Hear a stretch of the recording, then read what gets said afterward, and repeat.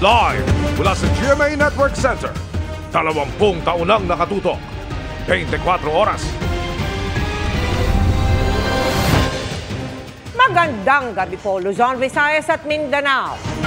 Umakyat na sa 27 ang sugatan sa malakas na pagsabog na idinulot ng pumalya umanong fireworks disposal sa Zamboanga City. Mahigit kalahati sa kanila, pulis, bumbero at iba pang uniform personnel.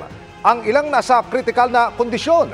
May nadamay ring ilang sibilyan, napinsala pati ilang ari-arian, simbahan, paliparan at paaralan. At nakatutok live si Efren Mamak ng GMA Regional TV. Efren. Yes, Mel, Vicky at Emil, sa nasabing bilang, 19 nito ang mga kawani ng PNP, BFP, PCG at Philippine Marines, habang 8 na sibilyan ang sugatan sa nangyaring pagsabog, habang ilang mga kabahayan ang nasira epekto ng pagsabog.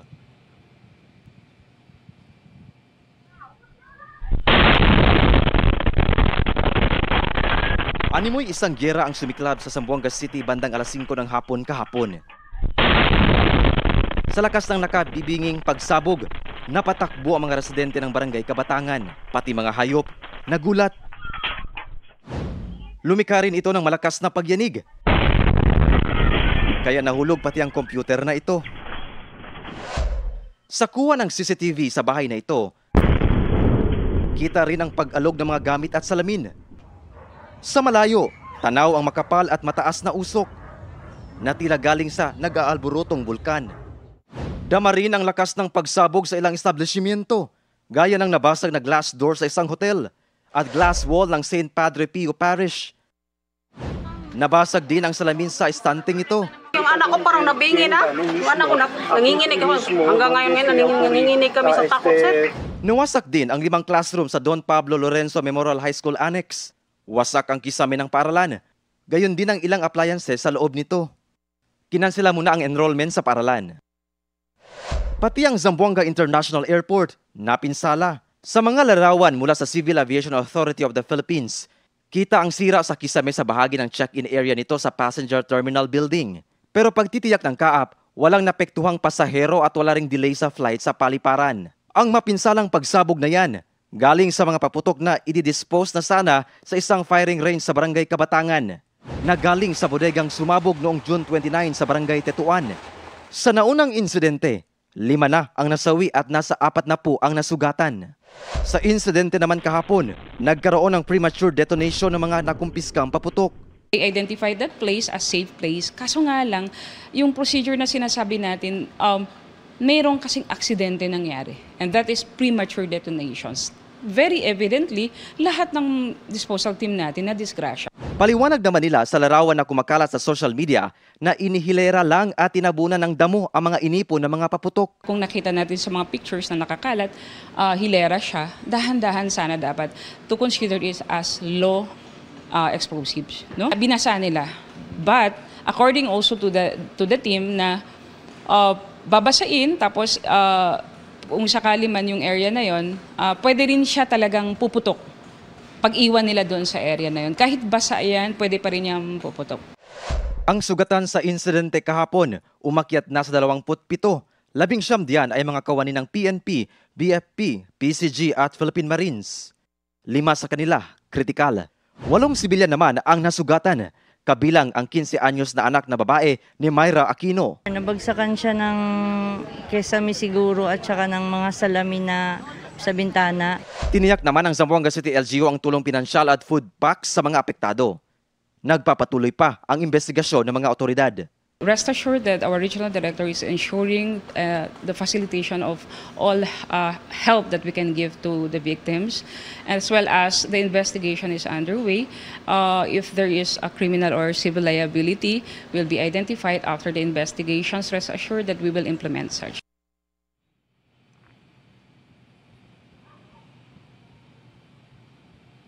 Vicky, sinabi din ng PRO9 na ang mga nasabing paputok ay ang last batch na ng mga paputok na i-dispose ng mga otoridad. Vicky. Maraming salamat sa iyo, Efren Mamak ng GMA Regional TV. Matinding ulan ang naranasan sa ilang bahagi ng Visayas at Mindanao. Sa Cebu, kabilang ang 2 bata sa 3 nasawi. matapos matrap sa loob ng pickup truck na tinangay ng baha. Nakatutok si Dano Tingkungko. Sa gitna ng dilim, nagkagulo ang mga residente ng barangay Kantumog sa bayan ng Carmen sa Cebu. Isang pickup truck pala ang inanod at natrap sa rumaragasang baha.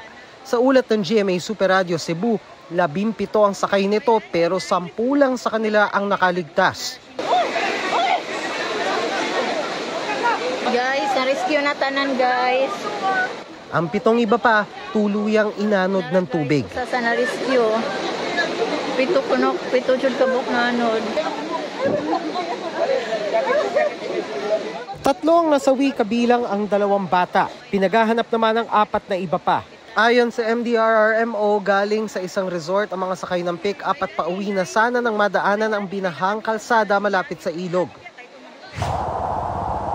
Rumagasa ang baha sa bahaging ito ng Bindoy sa Negros Oriental matapos umapaw ang ilog dahil sa mga pag-ulan. Isang senior citizen ang nasawi matapos matrap ng pasukin ng tubig ang kanyang bahay.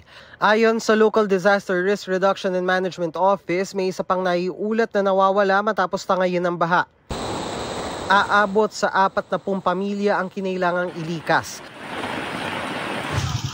Sa Lake Cebu, South Cotabato, bumaha rin sa kalsada papasok sa isang barangay matapos umapaw ang tubig mula sa ilog. Humupa rin ang baha pagkalipas ng ilang oras.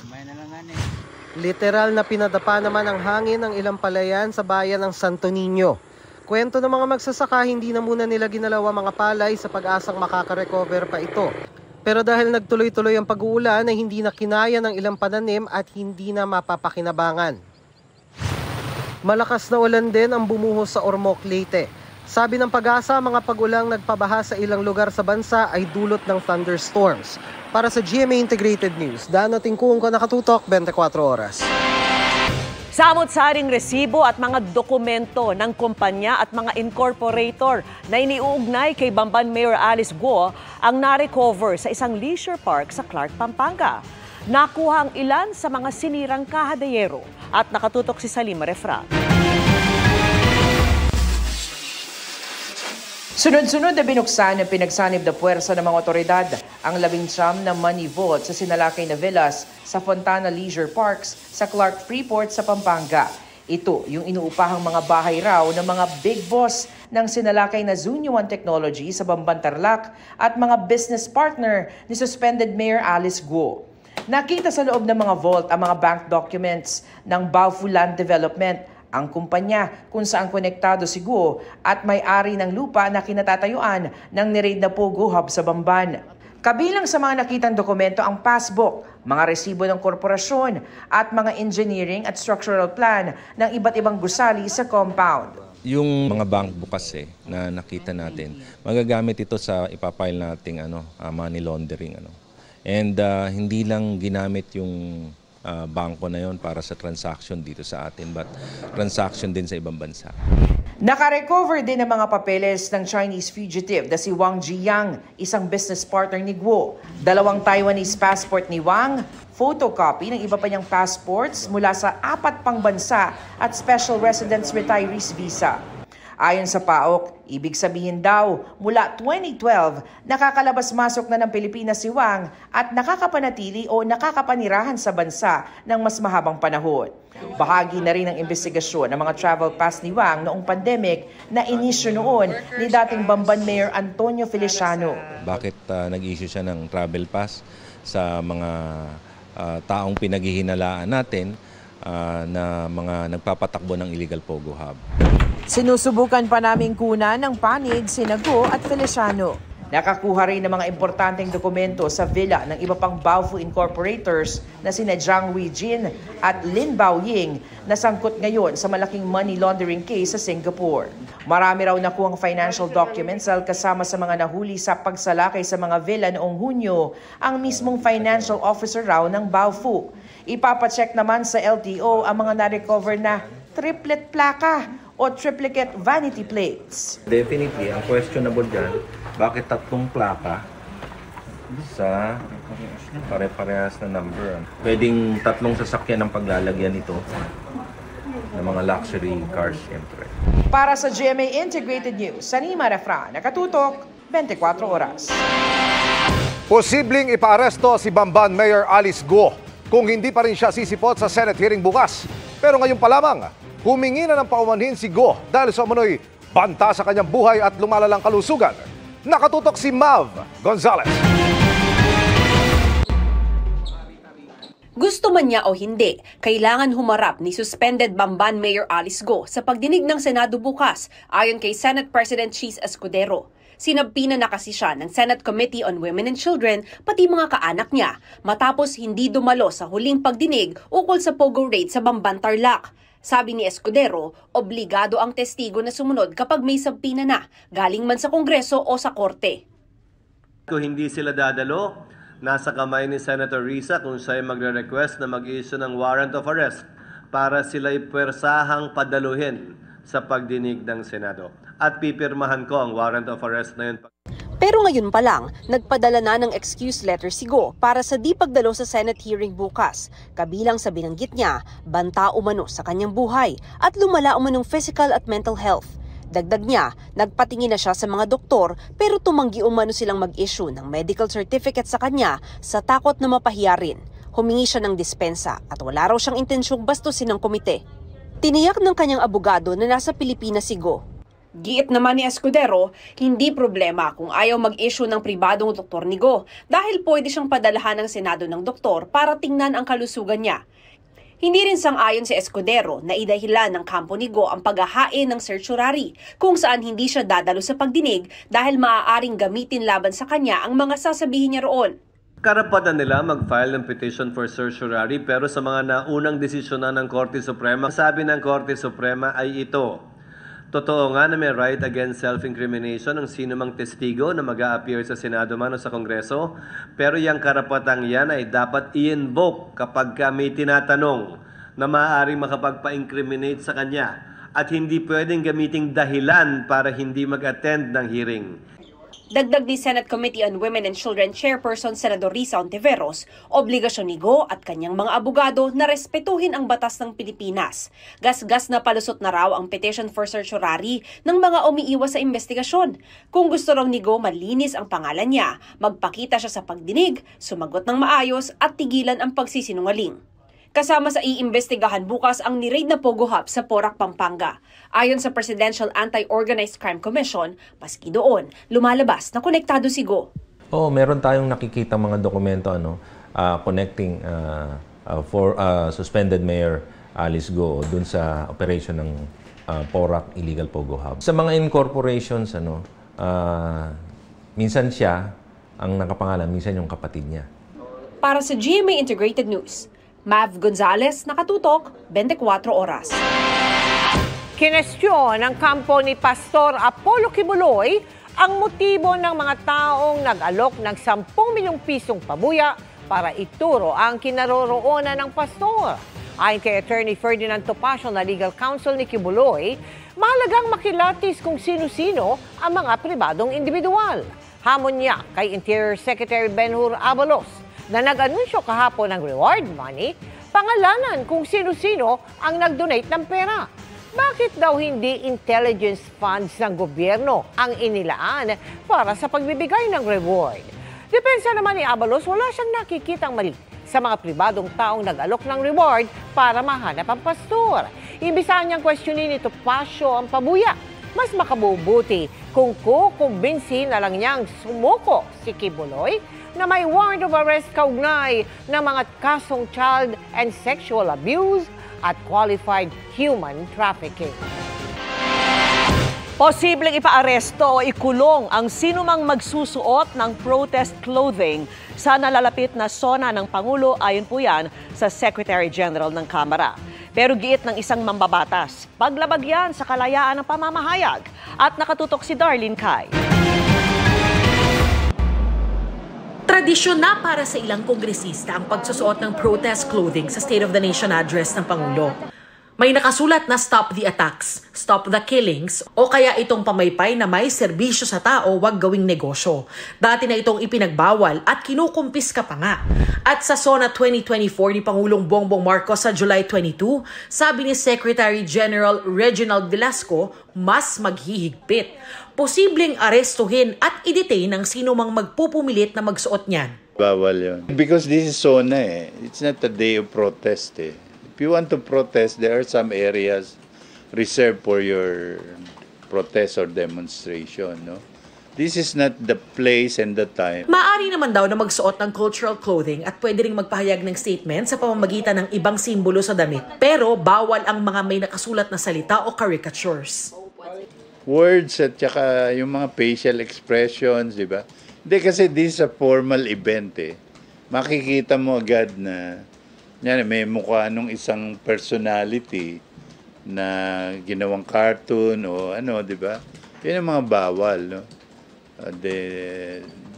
Yung anything derogatory to personalities or people of authorities, no?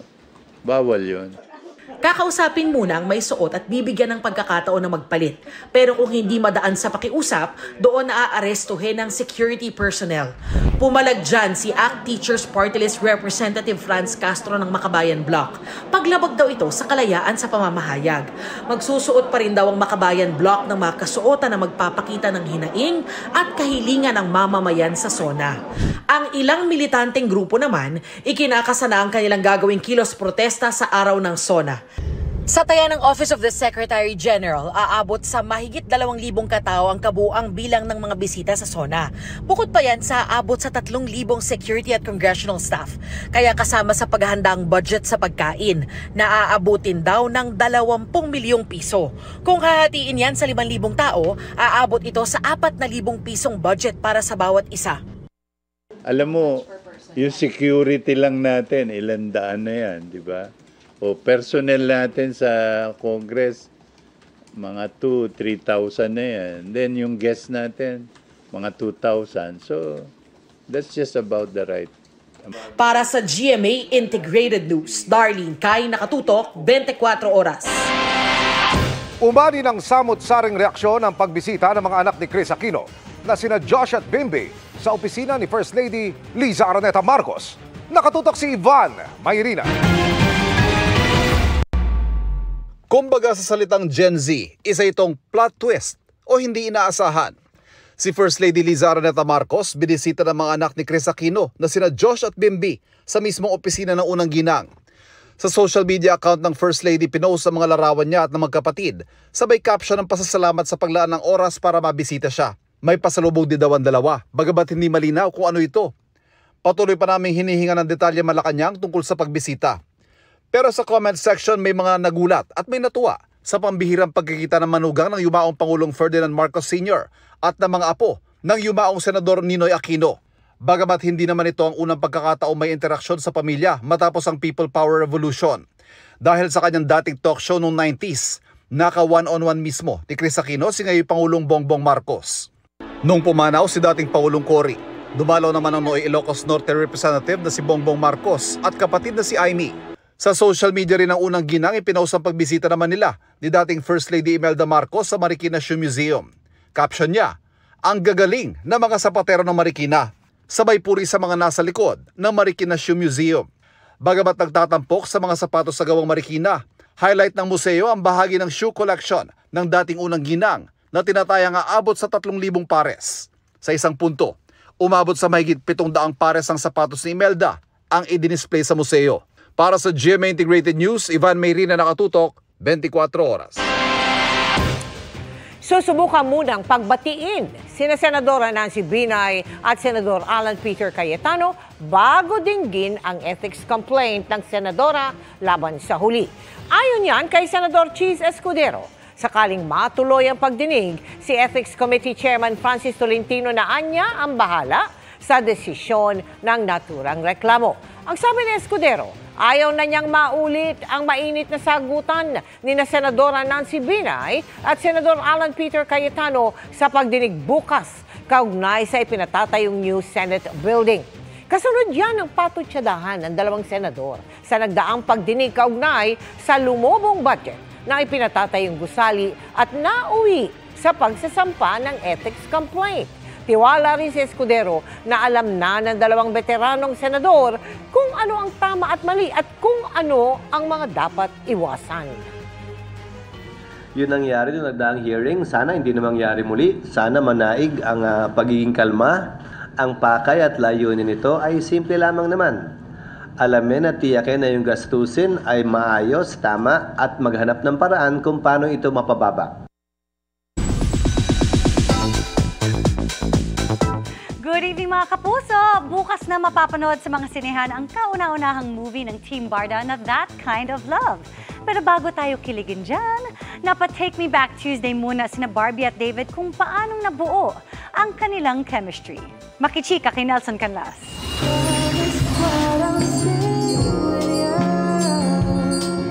Are you free today? Isang tulog na lang, makikilala na natin sa big screen sina Mila at Adam. Adam!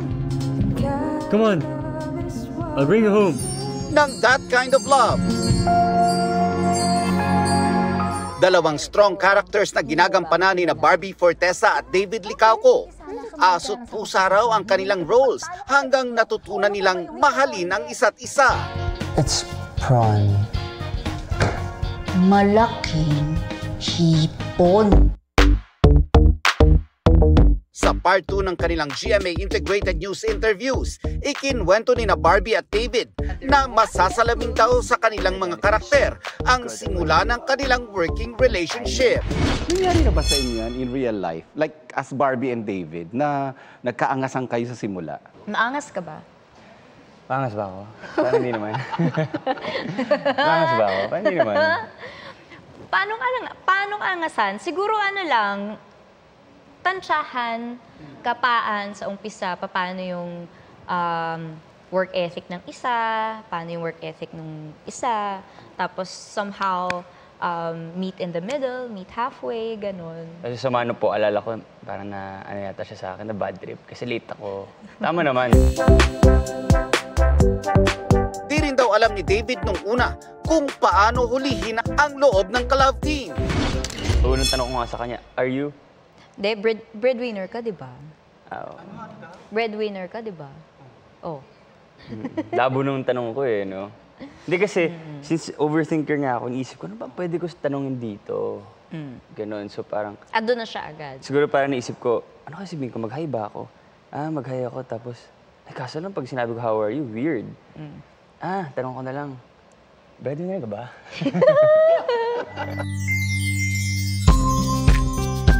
Pero ngayon, ipinagmamalaki ng dalawa, nakuha na nila ang kiliti ng isa't isa. Hindi rin nagko-connect yung topic naming dalawa. Yung sinasabi ko kasi, yung yakisoba, yung gum, hindi yung noodles. Nalala mo yun? Tinan mo, din niya na naalala lahat ng pinag-uusapan namin. Ipinag-usapan natin sa music video ng The Way You Look at Me. Magkaibang yakisoba pala yung pinag-uusapan natin. Kasi ako mahilig ako dun sa noodles. Sa noodles. Ako ang sinasabi ko yung bubblegum na maasim. Hindi connect minsan. Ganun kayo mag-usap. Sabaw, pero ano... pero diretso naman. Okay naman. Okay naman. Nagtatagpo naman sa ending. Barbie and David! Ang click na tandem ng isang certified OA at nonchalant. What's up, Madlang people? Kitang-kita ngayon ng fans. Gaya ng kwelang guesting ng dalawa sa It's Showtime kahapon. Nakipagkulitan din sila sa pinakamasayang family game show na Family Feud. Anong meron ang mga aso na ipinagpapasalamat mong wala ang tao? Go! Laugh trip ang kwelang sagot ni na Barbie at David na trending pa sa X. Rabies? Rabies! Yep. Tumatahol. Wala. Nelson Canlas updated sa Showbiz Happenings.